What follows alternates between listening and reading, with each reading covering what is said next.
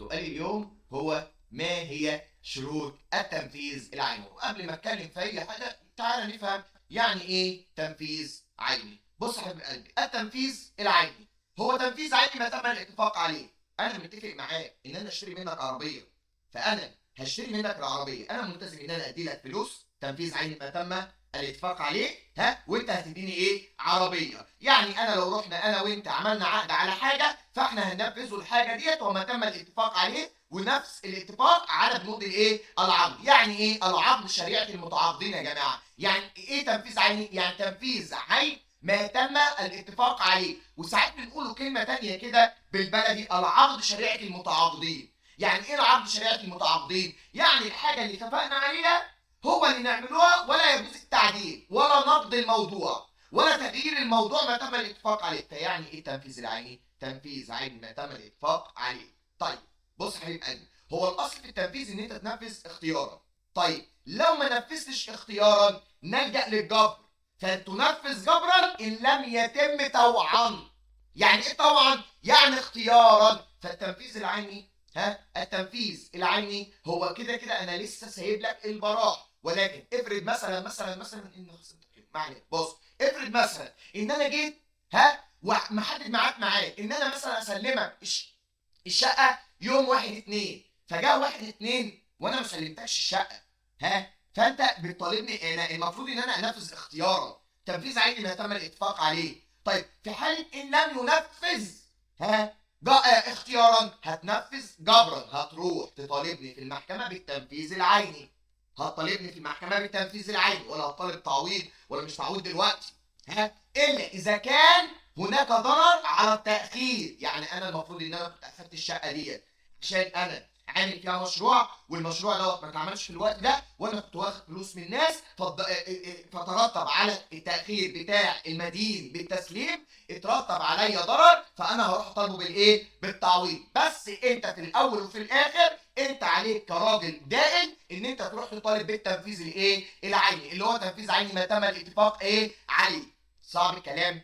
صعب الكلام. طيب طبعا هو في صياغه ثانيه للسؤال، ولكن انا مش هرجع ليها دلوقتي الا لما اخلص الشرح. الاصل في التنفيذ طبعا زي ما احنا اتفقنا في بدايه الفيديو، اللي هو تنفيذ اختيارا، وهو تنفيذ عين ما تم الاتفاق عليه. طيب سؤال كده هنعرضه عليه، ماذا لو رفض تحرك؟ طيب ماذا لو رفض المدين تنفيذ عين ما تم الاتفاق عليه في الوقت او في حلول الاجل؟ طبعا بعد ما ان احنا كنا ماشيين في الوسيله الاختياريه، هنمشي في الوسيله الايه؟ الاجباريه، ان انت تنفذ ايه؟ جبرا. طيب بص يا باشا، احنا هنا زي ما انا ما قلت لك ان احنا سايبين اختيارا، فانت هنا لجأت لحاجه اسمها المسؤوليه. فاكر المسؤوليه الفيديو اللي قبل اللي فات او الفيديوهات اللي فاتت؟ مش احنا عندنا هنا الالتزام؟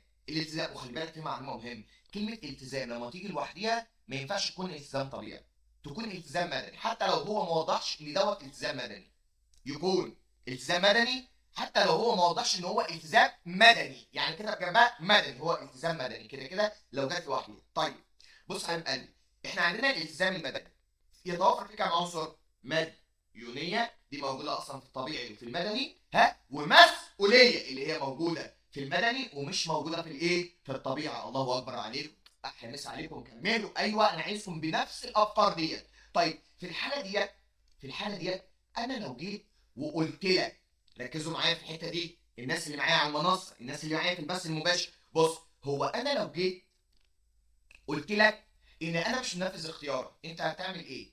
هتروح تطالبني قضائيا. طب المطالبه القضائيه دي اللي هو عنصر الايه؟ المسؤوليه. يعني انت حركت انهي عنصر؟ عنصر المسؤوليه. طيب كده كده هو موجود ايه؟ عنصر ايه؟ المديونيه. ولكن تحريك عنصر المسؤوليه في الحاله اللي انت ايه؟ خلاص مش عايز تنفذ، فانا هروح اطالبك بالايه؟ بالتنفيذ. طيب واحنا طبعا التنفيذ ده في حاله الجبر بنسموه التنفيذ الجبري.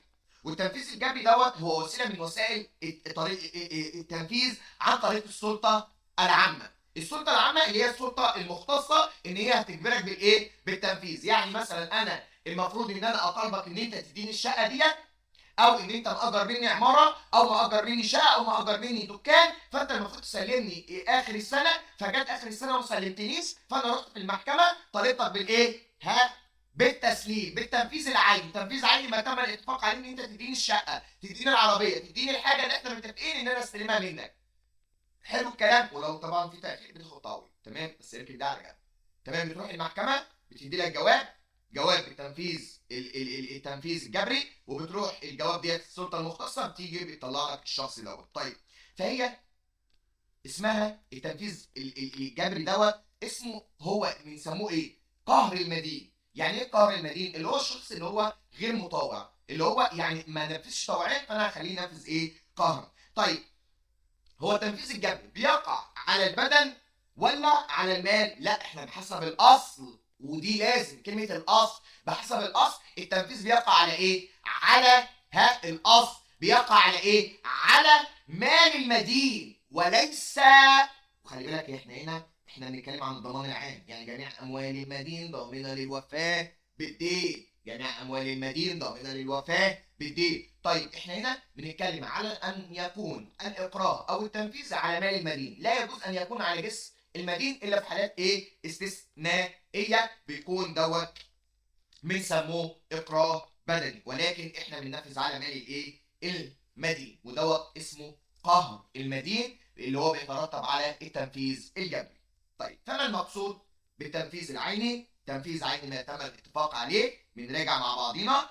والاصل في التنفيذ هو العيني، يعني ان احنا ننفذ عينيا، يعني عيني ما تم الاتفاق عليه. ما ينفعش نلجا بالتنفيذ بمقابل، يعني ما ينفعش نلجا للتعويض، ولا نلجا ان انت مثلا تدينا حاجه مكان الحاجه، ولا ان احنا نعمله مقصه، ولا نعمله اي حاجه. امال احنا نعمل ايه؟ ان احنا تنفيذ عيني ما تم الاتفاق عليه. يبقى الاصل في التنفيذ هو التنفيذ الايه؟ العيني اللي احنا اتفقنا عليه. ما ينفعش تقول لي مثلا ده نعمل مقصه، ما ينفعش ان انت تقول لي مثلا هدي لك تعويض. لا يا حبيب قلبي، لا يا بابا، انت الاصل في التنفيذ تنفيذ عيني ما تم الاتفاق عليه، وما ينفعش ان انت تخليني ان انا الجا للتنفيذ بمقابل الا بشروط معينه.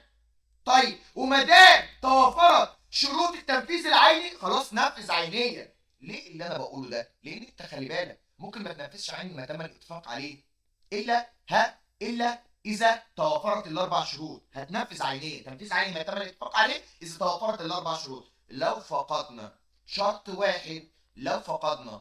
واحد، او بلاش نقوله شرط واحد، لو فقدنا حاجه من الثلاث شروط الاولانيين اللي انا هذكرهم دلوقتي، يبقى انت كده مش هينفع تنفذ التنفيذ العيني. التنفيذ العيني تنفيذ عين ما تم الاتفاق عليه. في واحد سرح في الحته دي، هقولها بطريقه ثانيه. بص يا حبيب قلبي، عشان انفذ عينيا لازم يكون التنفيذ العيني ممكن، مش مستحيل. طيب، ويكون التنفيذ العيني مش مرهق للمدين. عشان انفذ عينيا تنفيذ عيني ما تم الاتفاق عليه، وكمان ما فيهوش مساس بشخصيه المدين. انت عندك ثلاث شروط، لو فقدت واحده فيهم، يعني لو بقى انا بقول لك لازم يكون ممكنا، طب لو بقى مستحيل يبقى خلاص هتنفذ بالايه؟ تنفيذ بمقابل. يعني هنشوف الوفاه بمقابل، مش تنفيذ عيني ما تم الاتفاق عليه. طب لو فيه ارهاق للمدين هتنفذ بمقابل، مش هتنفذ بتنفيذ عيني ما تم الاتفاق عليه. طيب، لو فيه مساس بشخصيه المدين مش هتنفذ عينيا، هتنفذ بمقابل. تمام. وفي شرط رابع اسمه الاعذار، اركنه بس على جنب، مش عايز دلوقتي. طيب، يبقى احنا كده بنتكلم عن التنفيذ العيني. متى كان التنفيذ عينيا؟ ويمكن ان ينفذ عينيا اذا توفر الشروط الاتيه. فالسؤال بتاعنا بيقول لك ايه؟ ما هي شروط التنفيذ العيني؟ انا طبعا كنت بقول لك مقدمه كده عشان تبقى فاهم فكره التنفيذ العيني، عشان اللي بيتابع معايا من الكتاب يكون فاهم السيناريوهات كلها وكل العبارات. ولكن احنا دلوقتي هنتكلم عن شروط التنفيذ العيني. شروط التنفيذ العيني ان يكون التنفيذ العيني ممكنا. ان يكون التنفيذ العيني ممكنا، واحد. اثنين، ان يكون التنفيذ الا يكون اعمل دايره على كلمه الا اهي قدامك. الا يكون التنفيذ العيني به ارهاق للمدين، يعني على المدين. ايوه. وثلاثه، الا يكون، ركز معايا يا حبيب قلبي، انا بقول لك ايه؟ الا يكون في التنفيذ العيني ارهاق للمدين. طيب، وركز على الشرط الثالث. ثلاثه، الا يكون برضو في التنفيذ العيني مساس بحريه الايه؟ المدين الشخصيه. 4 الاعذار. 4 الاعذار. يلا بينا على شرط. طيب اولا في التنفيذ العيني، ركز معايا. اول شرط ان يكون التنفيذ العيني ممكنا. يعني ايه يا وحش ممكن؟ يعني ما يكونش مستحيل، لان لو مستحيل مش هنفذ تنفيذا عينيا او تنفيذ عيني ما تم الاتفاق عليه. يعني ايه ممكنا؟ يعني مش مستحيل. عشان انفذ عيني ما تم الاتفاق عليه يكون الحاجه دي ممكن ان انا انفذها. وخلي بالك عشان الكلام ده بيترتب عليه حاجات قدام. يعني عشان انفذ عيني ما تم الاتفاق عليه لازم الحاجه دي تكون لسه موجوده وممكنه ان انا انفذها. ودايما اللي انا ممكن اقول لك دايما ينفذ تنفيذا عينيا لو كان الاتفاق على مال. هو المال بيهلك؟ لا يهلك. المال كده دايما موجود. انما اللي يهلك شاشه، عربيه، عماره، شيء ماشي على الارض. اما المال كده موجود. كده موجود. فالاستحاله يا جماعه لا ترد على المال النقدي، الاموال النقديه. يعني النقود لا تكون مستحيله ابدا، بل تكون ممكنا دائما. طيب انت هنا حبيب قلبي عايز تقول لي ايه؟ عايز اقول لك ايه؟ عايز اقول لك ان انت لابد ان يكون التنفيذ العيني ممكنا، وهنا ما يكونش مستحيل. والاستحاله قد يكون سبب راجع للمدين، يعني المدين هو السبب في الاستحاله، او قد يكون الاستحاله راجعه لايه؟ لسبب اجنبي. خلي بالك لو كان الاستحاله هنا انا هرجع للتعويض. بس بص ركز، لو كانت الاستحاله لسبب اجنبي هنا القانون قال لي ينقضي الالتزام. يعني ما عنديش التزام. طيب لو سبب راجع لخطأ المدين، يعني هو اللي ولع في العربيه، هو اللي جلب العربيه، هو اللي هد العماره، هو اللي وقع السلالم، هو اللي كسر الشاشه، ففي الحاله ديت هنا اصبح الحاجه مستحيله. كنت متفق على شاشه او على تليفون ورايح اودي له التليفون، فالتليفون كسرته، اتنرفزت مع حد، رحت كسرته، اتعاركت، لعبت، رحت جيت، وقع مني بخطأ مني. فهنا خلاص اللي احنا اتفقنا عليه ما مش هنعرف ننفذ عليه. طيب وطبعا السيريال نمبر والحاجات اللي خلاص ما بقاش هي الحاجه، استحاله. طيب هنا في الحاله ديت بنلجأ للتنفيذ بالمقابل. للتنفيذ بالمقابل. وخلي بالك احنا هنا لما نيجي نتكلم على الاستحاله العبره بطبيعه الشيء. يعني ايه يا وحش العبره بطبيعه الشيء؟ يعني يا باشا لو المال مال نقدي فهو دائما ممكنا، مفيش حاجه اسمها استحاله في النقود. اما لو شيء غير نقود فممكن الاستحاله. يعني مثلا اعطاء شيء، خلاص سيبك من التنفيذ بالنقود، اعطاء شيء، او القيام بعمل، او الامتناع عن عمل، كل دوت التزامات. فاحنا هنا في الحاله ديت يا جماعه نقولوا ايه؟ نقوله قد يكون الالتزام في التنفيذ العيني اصبح مستحيلا، فنلجأ للتنفيذ بايه؟ بمقابل. صعب الكلام طبعا.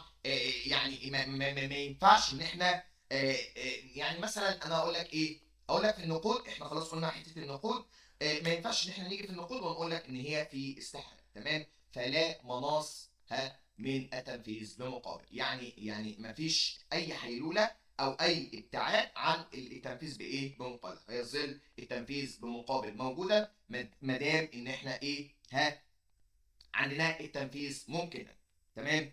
طيب واحنا في حال، اللهم ذكرني، في حال الشرط الثاني احنا كده قلنا الشرط ان يكون ممكنا. الشرط الثاني الا يكون في التنفيذ العيني ارهاق للمدين. طيب يعني ايه الا يكون به ارهاق للمدين؟ طيب عشان انفذ عينيا لازم الحاجه دي تكون عاديه للمدين. يعني المدين خلاص عنده الاستعداد ان هو يدفعها. طب استنى بس عليا، افرض مثلا ان انا عندي شقه. ركز معايا في المثال ده قبل ما اقول الا يكون به ارهاق على المدين. عندي شقه، والشقه دي انا رحت نفذت. ركز معايا، انا رحت نفذت. اسف، بص انا عندي شقه، فانا رحت اتفقت مع واحد ان انا ابيع الشقه دي. وطلع ان انا ليا ورثه وليا ناس متدخله في الشقه، فاصبح هنا التنفيذ العيني على الشقه ديت به ارهاق على المدين بالتسليم الشقه. والراجل اللي انا بعت له الشقه بس لسه ما استلمش، خلاص هيعمل لي عوق في المكان وهيعمل لي مشكله في المكان. طب انا هعمل ايه؟ ده مثال، ابسط مثال ممكن اقدمه لك. طب انا هعمل ايه في الحاله دي؟ فيها ارهاق ليا، او انا مثلا اني انا عشان انفذ في الوقت ده، ركز معايا، عشان انا معايا مثلا مليون جنيه، انا راجل تاجر ومعايا مليون جنيه، تمام، ورحت ان انا هجيب بضاعه من واحد وجبت البضاعه وهو اخذ المليون جنيه وفاضل عليا مليون كمان، يعني انا مدين بمليون كمان. طيب وانا بعت البضاعه وفي شويه بضاعه عندي، وهو الراجل مش عايز بضاعه، هو الراجل عايز فلوس، تمام، وانا البضاعه ما عرفتش ابيعها. طيب وراح رفع عليا قضيه، بيطالبني بالتنفيذ العيني، فرحت قلت للقاضي والله يا قاضي انا في ارهاق عليا، طب ايه يا قاضي، انا هو عايز مني فلوس، ممكن ياخد البضاعه ديت، فعشان انا مرهق، ففي الحاله ديت هو ممكن نلجا للتنفيذ بايه؟ بمقابل. طب واحد بيسال سؤال بيقول لي طب وهو ايه ذنب الدائن ان هو عطاله حاجه؟ ولا بص، ما هو المشرع هنا وازن ما بين المدين والدائن. قال له ايه؟ قال له بص، الا يكون في التنفيذ العيني ارهاق للمدين بس بشرط الا يكون هناك ضرر على الدائن. يعني انا ممكن انفذ لك بمقابل يا مدين ما دام فيها ارهاق، بس استنى، ما دام فيها ارهاق على المدين هنفذ بمقابل، ولكن استنى نبص بصه على مين؟ على الدائن. لو في مشكله معاه وفي ضرر جسيم، انا مش هينفع ان انا انفذ بمقابل، فلا بد من التنفيذ عين ما تم الاتفاق عليه. واحنا هنا بنقوله طيب عشان انفذ عينيا الا يكون به ارهاق على المدين، وطبعا لازم ان انا انفذ التنفيذ دوت بيكون بحاله من الحالات اللي هي ما تقعش ضرر على الدائن، وعشان ما اظلمش الدائن فالمشرع برضو قال لك اللي هي كلمه ايه؟ الا يكون به ضرر على الايه؟ على المدين، عشان الا يكون به ضرر على الدائن، فما ينفعش ان انا الجا للتنفيذ بمقابل عشان ما اضرش الدائن. فهنا المشرع زي ما بيقول لك ان هو يوازن بين المصالح المتعارضه ما بين المدين اللي هو قال لك الا يكون قال ايه؟ الا يكون به ارهاق على المدين، يعني تنفيذ العين به ارهاق على المدين، تمام. طيب لو في ارهاق على المدين بس ضرر جسيم على الدائن، قال لك لا مش هينفع، لان احنا عندنا الاولى بالرعايه، اهو زي ما هو ما كاتب كده هنا، اهو بص كاتب هنا ايه؟ فالدائن هو الاولى بالايه؟ بالرعايه، تمام. طيب اما عن الشرط التالت، انتوا طبعا بتقراوا، تمام. اما عن الشرط الثالث،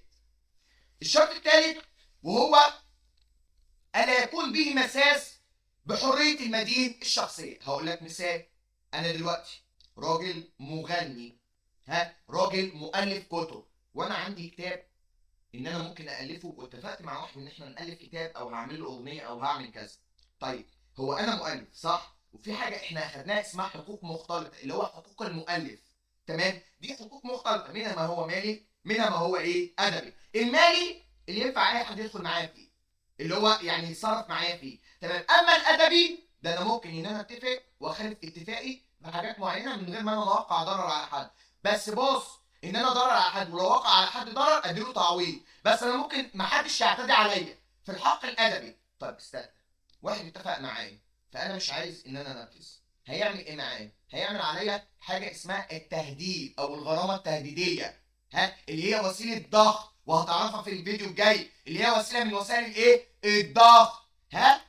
بص في الحاله دي، طب انا اصريت ان انا ما انفذش، عشان يعني انا اصريت ان انا ما انفذش وهو طالبني بالتنفيذ العيني، طب انا مش منفذ. في المشرع قال ايه هنا؟ قال لك بص يا باشا، في الحاله ديت لو فيها مساس بشخصيه المدين، لو فيها مساس بشخصيه المدين، لا احنا نلجا للتعويض. طيب شكرا يا عم. فقال لك مثال مغني مثلا مات، مغني مات وابنه مغني وورث فكره الغنى من ابوه، وكان ابوه هيحيي حفل، فابوه توكل على الله، فرجع المدين ان هو بيطالبه ان هو ينفذ الحفل ده، قال له لا والله ده فيها مساس بشخصيتي. ده مثال يعني اضيق شويه، يعني اقل قيمه شويه، تمام. فقال له لا انت لازم انت اللي تنفذ مكان ابوك. قال له لا يا حبيب قلبي، انت مالكش الا ايه؟ فلوس بس، خد فلوسك وبس وخلاص على كده، لان الشخص اللي كان هينفذ لك مات، تمام. خد فلوسك خلاص كده، انت مالكش حاجه عندي، تمام. او ان اصبح محل الاتفاق معدوم. طب خد المثال اللي احنا اتكلمنا فيه دلوقتي، رسام، مؤلف، فانا عندي حق مالي ده اللي ممكن نتصرف فيه، وحق ادبي. حتى لو انا متفق معاك، انا ممكن ان انا ما انفذش ولا اغني لك ولا احيي حفل ولا اعمل لك اي حاجه.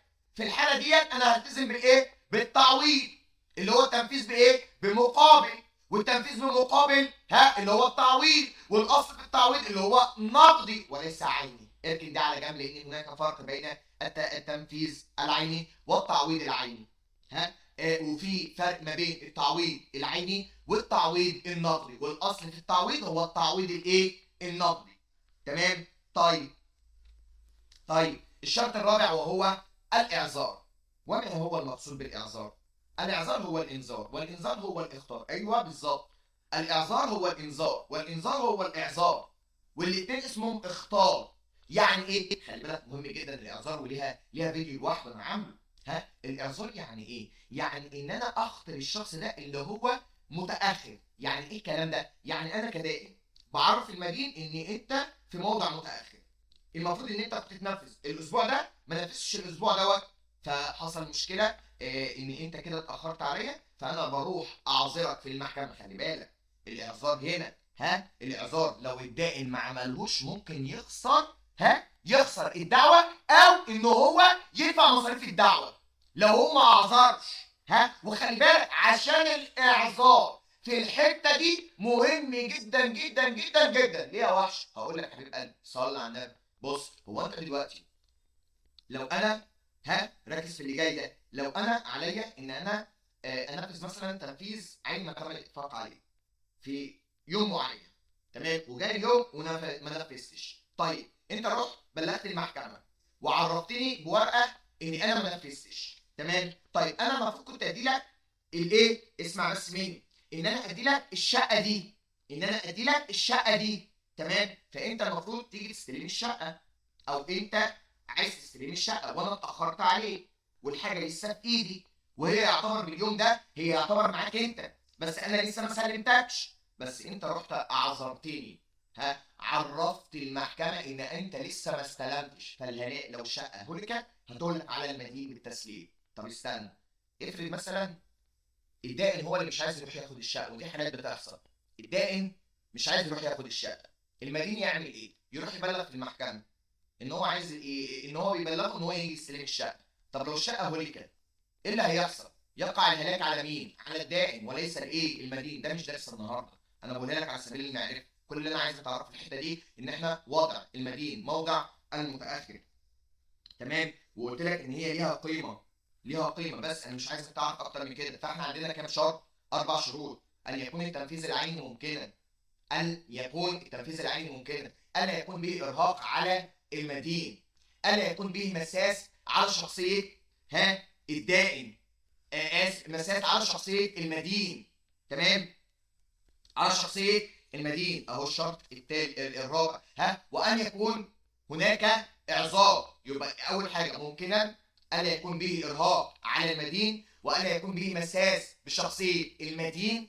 4 اعذار المدين. كده احنا اخذنا السؤال الخاص ب ما هي شروط التنفيذ العيني. وهاجي هنا واقول لك على جزئيه، يقول لك ايه الصيغه بقى اللي انا بحتملها، تمام. يجبر المدين بعد اعذار على تنفيذ التزامه تنفيذا عينيا. احنا قلنا لازم يعذره ويعرفه ان هو محطوط متاخر. فمتى كان ذلك ممكنا؟ على انه اذا كان التنفيذ العيني به ارهاق للمدين جاز له ان يقتصر على دفع تعويض نقدي، لان احنا قلنا اصل التعويض هو التعويض الايه؟ النقدي. اذا كان لا يلحق الدائن ضرر جسيما. طيب هو لو يلحق الدائن ضرر جسيما فلا مجال للتعويض، هينفذ تنفيذا عينيا، لان الدائن هو الاولى بالرعايه. اشرح هذا النص، علق.